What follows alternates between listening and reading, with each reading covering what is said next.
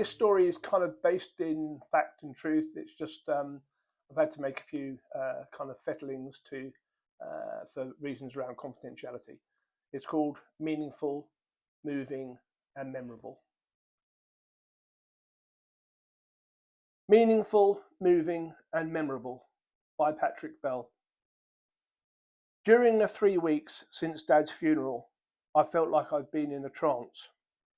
Of course, I am still in shock as caused by his passing, but the funeral has felt life-changing, literally.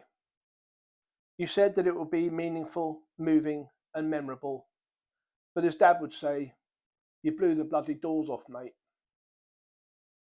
In reminding us of the way that he did everything and anything he could for me, my sister, and my mum, you somehow avoided the fact that he was up and off to work long before we went to school over all those years when we were little, even though, as you said, he was always home for bath and bedtime, reading us wonderful books, then reciting goofy poems. Then he'd tenderly kiss us good night and say that he loved us to the half moon and back. The 10% of my dad's life in his role as our father meant everything to us. He made us who we are, and it felt so inspiring to fill the church with stories of that 10%. His devotion as a husband and parent, plus his love of his mates at the factory, the affection and camaraderie felt by the small network of friends he found time for, and those in our community who remembered what he had done for them within various voluntary positions. All so beautiful.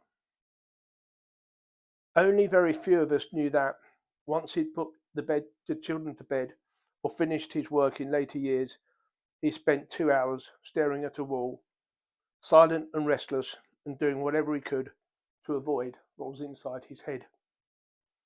But in the church, I could sense that we all weaved carefully between the lines, hints of bittersweet, allusions of melancholy, traces of tragicomedy, like Mike Leigh, but more subtle, as it was only apparent to those of us who knew Dad best. I remember when you came round to meet Mum and me that evening and saw his books, records, CDs and DVDs on the shelves, and you mentioned that your collections were pretty much identical, even though I guess he was a good bit older than you. And I think that made all the difference. It seems clear that you could see into Dad's soul, even though he'd already shuffled off this mortal coil, as he would have put it.